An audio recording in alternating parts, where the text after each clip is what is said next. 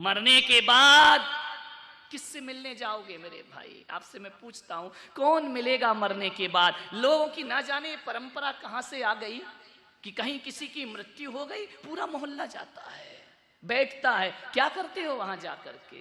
कोरे उपदेश करके आ जाते हो, मत रो, ये तो चलता ही है, ये तो दुनिया है, ये तो संसार है। आज बड़े ज्ञानी हो के समझा रहे, कल घर में लाश उठेगी, वो आएगा तुमको समझाने के लिए। वाह रे दुनिया के तमाशे, रीति रिवाज।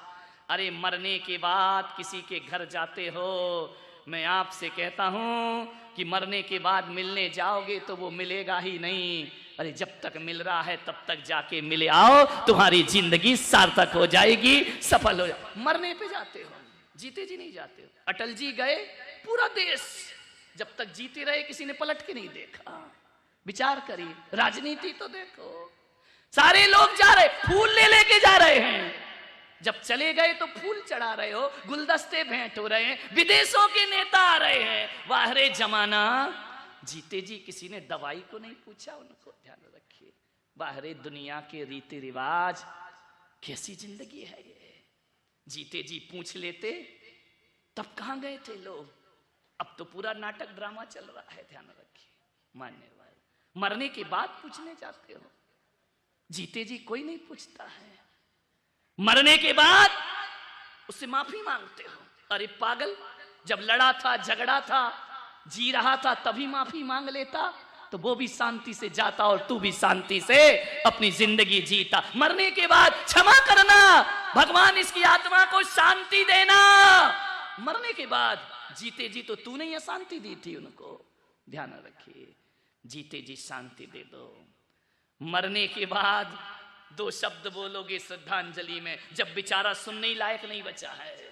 ये फूल जैसे झर रहे हैं, मरने के बाद जीते जी झरा देते तो आदमी कितने सुकून से इस दुनिया से विदा होता। मेरे भाई, सोचना है आपको।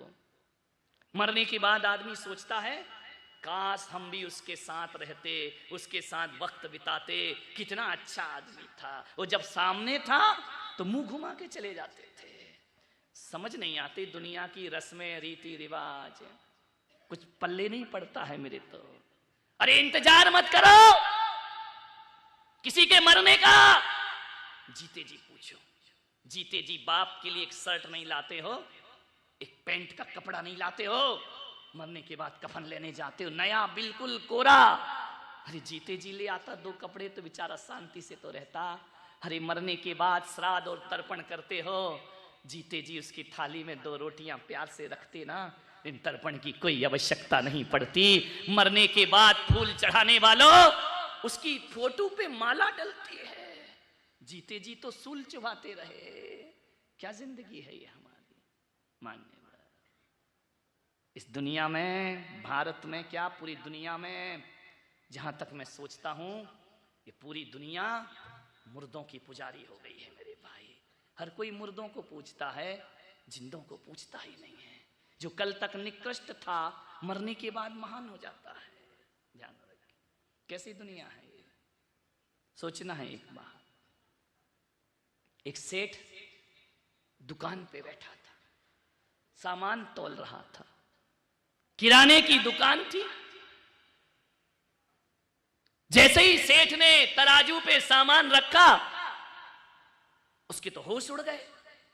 उसकी दुकान पे यमराज आ गए। उसने कहा, अरे दादाजी, अंकल जी, तुम यहां कैसे आ गए? बोले बस बेटा आ गए तो आ गए। बोले हाथ जोड़ रहा हूं, पैर पड़ रहा हूं, थोड़ा सा और टाइम दे दीजिए। अरे यमराज ने कहा, घबरा मत, मैं कोई तुझे लेने थोड़ी आ। अरे बोले लेने नहीं आए? बोले नहीं, आइए बैठिए, स्वागत है। क्या लेंगे, ठंडा लेंगे, गरम लेंगे? ध्यान रखना, जब आप अपनी दुकान की उधारी लेने जाते हो, ध्यान रखना, उधार पे तो व्यापार चलता है ना जितेंद्र सर, है ना? जब लेने जाते हो किसी कस्टमर के यहाँ कि मेरी उधारी का पैसा दे दे, यदि वो चाय पिलाए, दूध पिलाए, ठंडा मीठा गरम पूछे, तो समझ लेना कि आज यही हाथ लगेगा, रुपया तो मिलने वाले है नहीं। बाकी जिसको देना है वो झटपट देता और आगे बढ़ाता है। जैसे ही उस सेठ ने सुना कि यमराज लेने नहीं आए, आइए स्वागत है, आइए बैठिए। यमराज ने कहा, देख मैं तुझे लेने नहीं आया हूं, तो फिर क्यों आए मेरी दुकान पे अचानक आधम के तुम? मेरे 4 कस्टमर भाग गए तुमको देख करके, कष्ट से ही मर गए वो तो आधे। तो बोले आए क्यों तुम अचानक? अभी तो मेरी बोहनी बट्टा भी नहीं हुआ, अब भी दुकान खोली है मैंने। यमराज ने कहा तू घबरा मत यार, मैं आ गया। बोले क्यों आ गया? बोले देख भाई, इस दुनिया में मेरा कोई मित्र नहीं, यमराज से दोस्ती कौन करेगा? कोई दोस्त नहीं है, मैं अलग थलग पड़ गया हूं, अकेला जीवन जीता हूं, कोई मेरे से हाथ मिलाने को तैयार नहीं है, कोई मेरे पास बैठने को तैयार नहीं है। यार मेरा भी मन करता है कि मेरे भी कोई दोस्त हो, फ्रेंड सर्किल हो, हम भी फेसबुक चलाएं, हमारा भी तो मन करता है हम भी व्हाट्सएप पे आ जाएं। कौन बोला इंस्टाग्राम पे आ जाओ? ध्यान रखिए। बोले हमारी भी इच्छा होती है, हम अकेले कब तक जिएंगे इस धरती पर? तो सेठ ने कहा मामला क्या है? बोले मैं तुझे लेने नहीं आया हूं, मैं तुझसे दोस्ती करने आया हूं। दोस्ती करने? अब सेठ भी बड़ा होशियार था, बोले दोस्ती करे और घाटा लगा। बोले क्या मतलब? बोले देखो यमराज भाई, दोस्ती तो बोले तू करेगा या नहीं? अब सेठ कह भी नहीं सकता कि नहीं करूं, नहीं बोला और गला पकड़ा कि चल। अब मौत की दोस्ती, जी का जंजाल। हाँ बोले तो मरे, ना बोले तो मरे। उसने कहा ये तो बड़ा गड़बड़ हो गया। यमराज कह रहे दोस्ती, हाथ मिला। अरे बोले हाथ नहीं, दूर से हाथ मात नहीं मिलाऊंगा। हाथ पकड़ा और ले गए तो? अरे बोले तू चिंता मत कर यार, मैं तुझे नहीं ले जाऊंगा, पक्का नहीं ले जाऊंगा। तो बोले कि सेठ फिर एक काम करो, दोस्ती पक्की समझें। हम ना भी बोलते नहीं बन रहा। उसने बड़ी दबी आवाज में कहा आरजू खुदा से करो, बंदे से नहीं। ध्यान रखना। सेठ ने कहा यमराज भाई दोस्ती तो कर लूंगा, फायदा क्या होगा? आजकल दोस्ती भी फायदे पे होती मेरे भाई, नुकसान फायदा देखा जाता है दोस्तियों में। माँ बाप के पास दौलत है तो बच्चा बुढ़ापे में पूछता है, और दौलत ना हो तो बच्चे भी इज्जत करने को तैयार नहीं रहा करते हैं। ध्यान रखिए। उसने कहा मुझे फायदा क्या होगा? तो यमराज ने कहा फायदा क्या यार, दोस्ती तो निस्वार्थ होती है।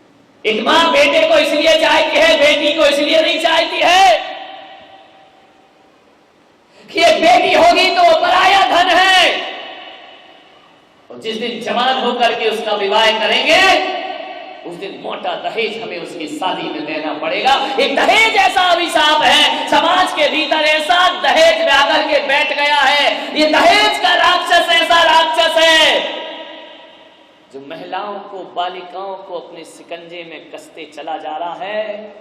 और आज यदि सबसे ज्यादा हत्याएं नारी की, बालिकाओं की हो रही है, और आज सबसे ज्यादा यदि गर्भपात हो रहा है, तो उसमें दहेज जैसा भी एक अभिशाप इस समाज के अंदर व्याप्त है। एक गरीब सोचता है मेरे घर लड़की हो गई तो मातम मनाता है वो कि एक कर्ज आ गया मेरे जीवन में, आज मुझे इतना पैसा जोड़ना पड़ेगा तब बेटी के हाथ पीले हो पाएंगे। नहीं मेरे भाई,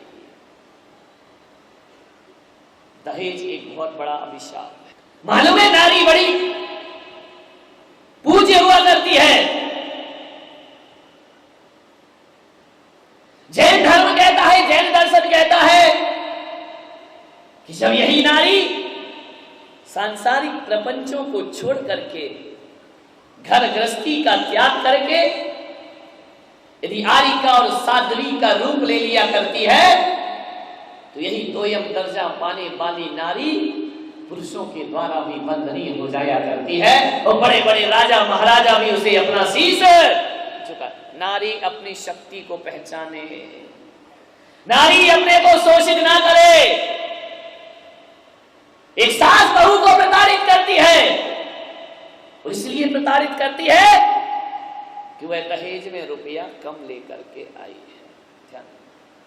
लड़की के माँ बाप को उलाहना मिलता है, उन्हें शर्मिंदा होना पड़ता है, बहू को जिंदा जला दिया जाता है। मेरा नागपुर में चतुर्मास हो रहा था, एक बाप ने अपनी बेटी की शादी की। मालूम है बेटी का घर बसाने में बाप का घर बिक जाता है। ध्यान रखिए, अपने घर को गिरवी रखता है तब बेटी का घर बसाया करता है। उस बाप ने ऐसे ही किया। अरे झगड़े तो भाई भाई में हो जाते हैं, भाई बहन में हो जाते हैं, माँ बेटे में झगड़े हो जाते हैं, आप दोनों में झगड़े नहीं होते हैं? बोले नहीं, हम लोग कभी नहीं लड़ते हैं।